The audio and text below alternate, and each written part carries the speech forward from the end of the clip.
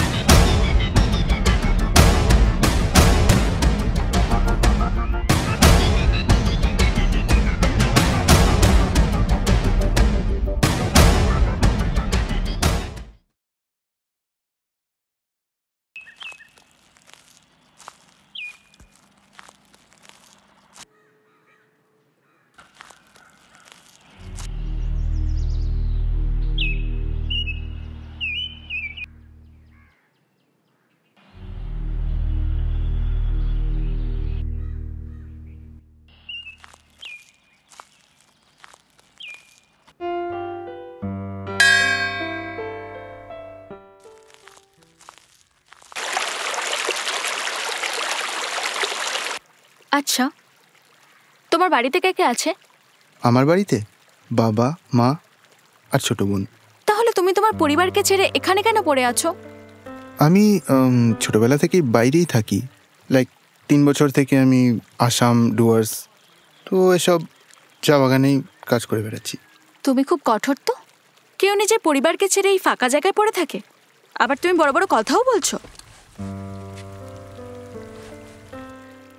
আচ্ছা শোনো না, কলকাতার এত ভালো লাইফস্টাইল ছেড়ে এই ফাঁকা জায়গায় ডুয়ার্সের জঙ্গলে ভালো লাগে? অ্যাকচুয়ালি আমার ছোটবেলা থেকেই ট্রাফিক খুব একটা পছন্দ ছিল না। তার মানে এখন যদি তোমার বাইরে থেকে কোনো কাজের অফার আসে তাহলে তুমি চলে যাবে? হ্যাঁ, অবশ্যই যেতে হবে। তবে আমি এবার একা যাচ্ছি না। মানে? মানে এবার সাথে কাউকে নিয়েই যাব। তার মানে তুমি চা বাগানে কি বউ পেয়ে গেছো? হ্যাঁ, বলতে পারো।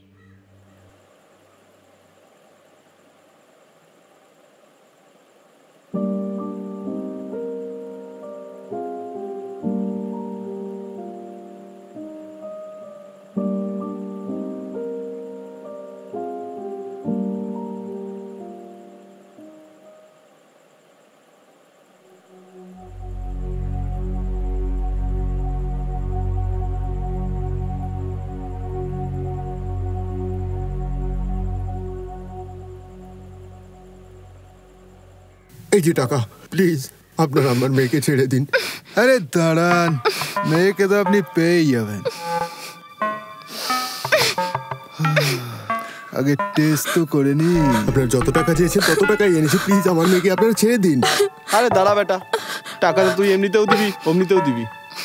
নারায়ণপুর আমাদের এলাকায়, এখানে আমাদেরই চলে। চুপচাপ বস, সিনেমা দেখ।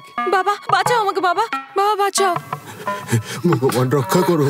আরে ভগবান আমাদেরকে পাঠিয়েছে, চুপচাপ বস, সিনেমা দেখ।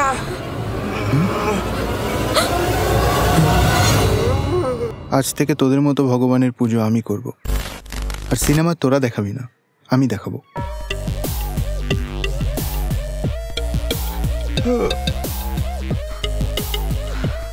বাবা বাবা বাবা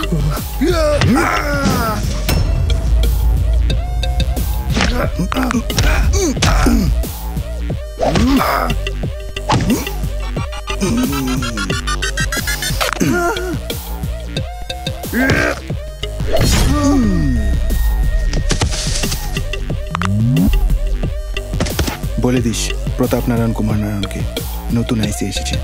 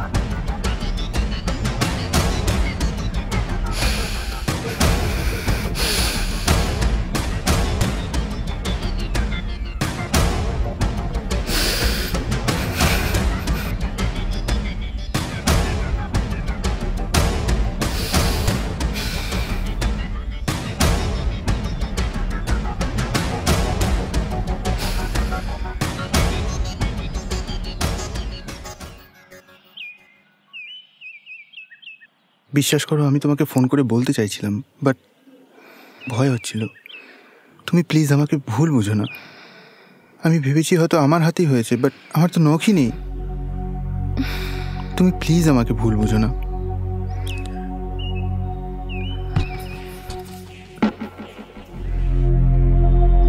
আমি আসছি।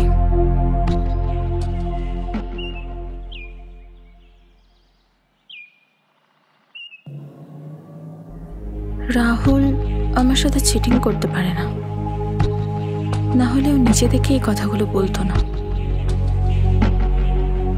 তাহলে তাহলে কি মোনা? মোনা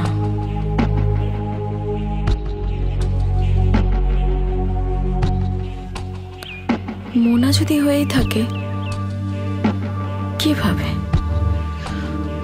তাহলে কি মোনা আবার শুরু করলো?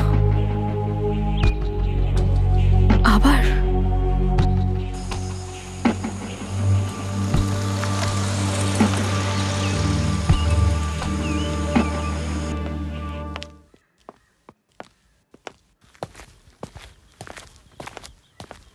দেখ না রুমি, দাদার কোনো খোঁজই পেলাম না। কি করব কিছুই বুঝতে পারছি না রে। থানায় রিপোর্ট করেছিস? না, তুই তো জানিস আমার দাদাকে। দাদা কখন কোথায় চলে যায়, আবার চলেও তো আসে। একবার থানায় রিপোর্ট করে ভীষণ বিপদে পড়েছিলাম। তারপর শুনি ও গোয়ায় গেছে ট্যুর করতে। ঠিক কতদিন হলো ওকে পাওয়া যাচ্ছে না? আজ নিয়ে পাক্কা 6 দিন। 6 দিন? শোন না, বলছি কি যে তোর দিদিকে একটু বল না। আমি ওকে বলেছিলাম, ও বললে আমি কিছুই জানি না। দেখ রমি, তুইও জানিস তোর দিদি এই বিষয়ের মধ্যে জড়িত থাকতে পারে। প্লিজ প্লিজ তুই কিছু একটা কর না রে। আমার মনে হচ্ছে কোনো একটা গন্ডগোল আছেই। দেখ, তুই টেনশন নিস না, তুই বাড়িতে যা, নিজের খেয়াল রাখিস। আমি তোকে ফোন করি, সব বলবো। তুই এবার বাড়িতে যা, ফোনটা তুলিস। ওকে, ঠিক আছে।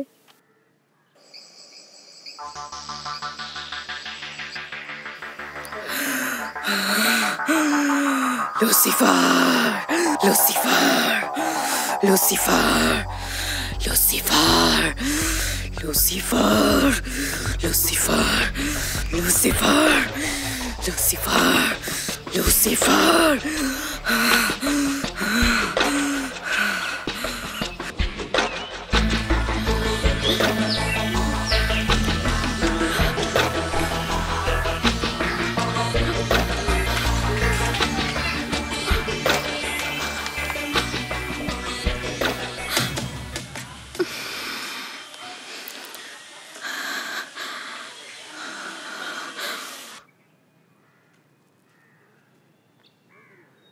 আমি জানি তোমার শরীরে নখের দাগগুলির বিষয়ে তুমি কিছু জানো না।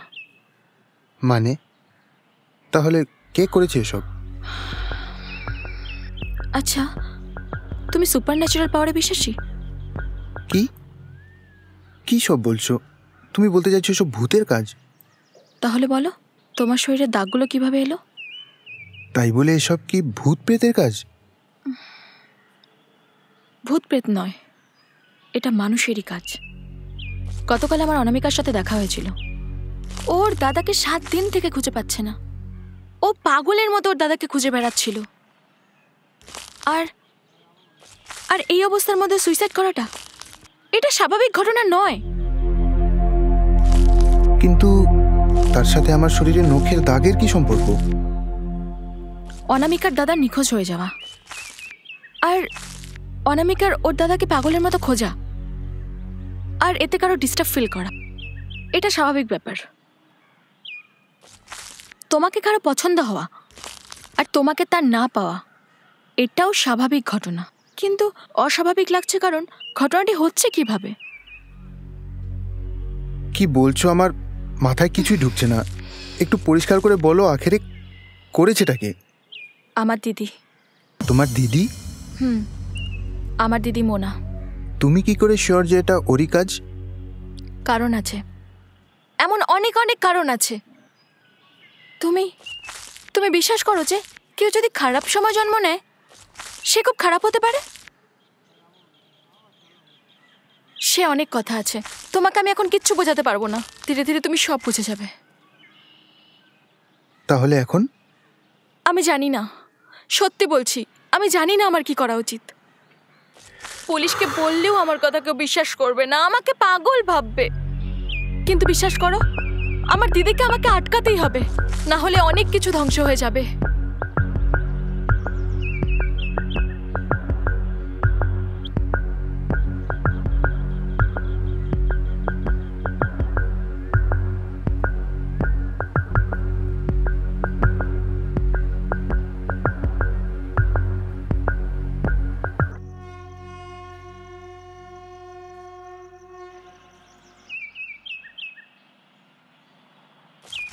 এক্সকিউজ মি ম্যাম, প্লিজ একটা হেল্প করবেন? এই অ্যাড্রেসটা একটু বলতে পারবেন কোথায় আছে? দেখি দিন।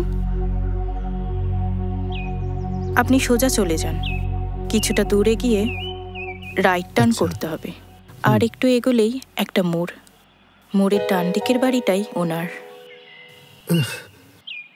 আপনি আরেকবার প্লিজ বলবেন? এত কিছু একবারে বললেন তো, তাই সব মানে গুলিয়ে গেল। অ্যাকচুয়ালি আমি এখানে নতুন তো, আমি এই জায়গাটা একেবারেই চিনি না। একটু দেখিয়ে দেবেন? চলুন, আমি আপনাকে ঠিক দেখিয়ে আছে। দিচ্ছি। চলুন। ব্যাস, এই যে বাড়িটা দেখছেন, এই এটা? বাড়িটাই। কিন্তু এখানে তো আজকাল কেউ থাকে না, আমি যতদূর জানি। আপনি কার সাথে দেখা করতে এসেছেন? অ্যাকচুয়ালি আমি একটা ডকুমেন্টারি শুটে এসেছি, আর কিছুদিন আমি এখানেই থাকবো। কি নিয়ে ডকুমেন্টারি করেন আপনি? সবই যদি আজই বলে দিই তাহলে নেক্সট দেখা কি বলবো? কিছু কথা নয় থাক।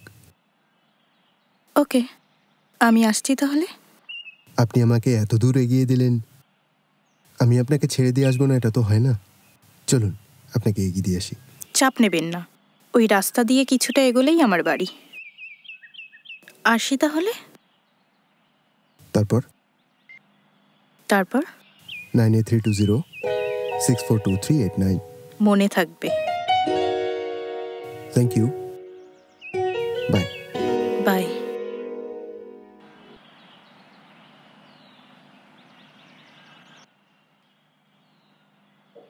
হ্যালো। কোথায় আছো তুমি? তোমার সাথে আমার কিছু জরুরি কথা আছে। ওকে, আমি আসছি, কিন্তু কোথায় আসবো? লালপাহাড়িতে আমি ওয়েট করছি। ওকে, ঠিক আছে।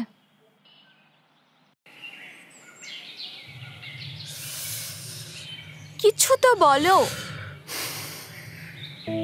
সাহস পাচ্ছি না। সাহস পাচ্ছ না? তথাস্তু বৎস, সাহস দিলাম, এবার বলো।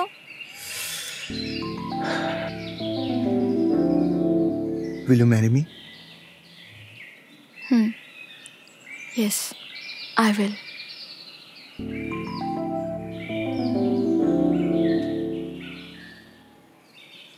আমি ভাবতে পারছি না রাহুল, তুমি আমাকে এত বড় একটা সারপ্রাইজ দেবে।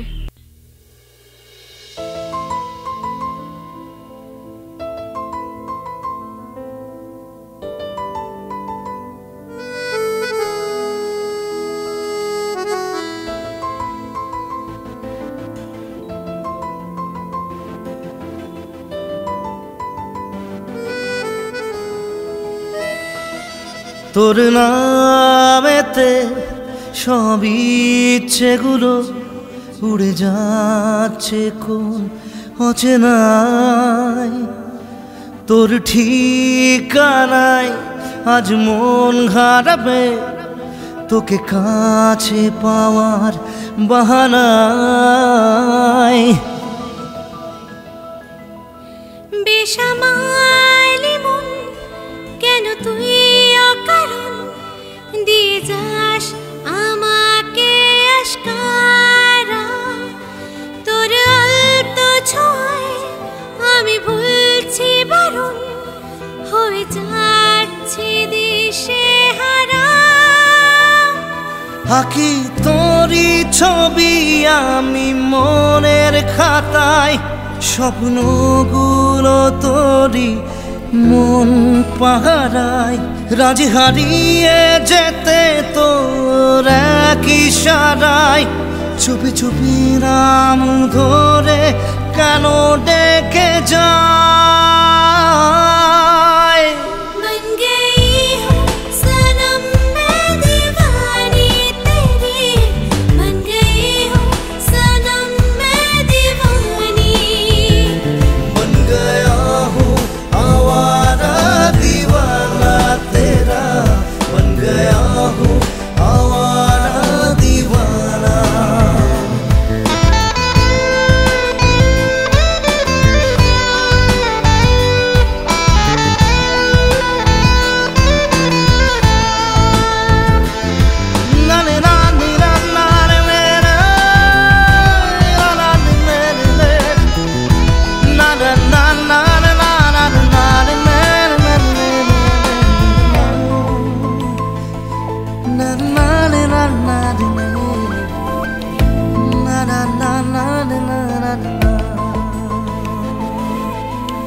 তুই ছাড়া দিন কাটানো কঠিন, তুই ছাড়া ফিকে রাত।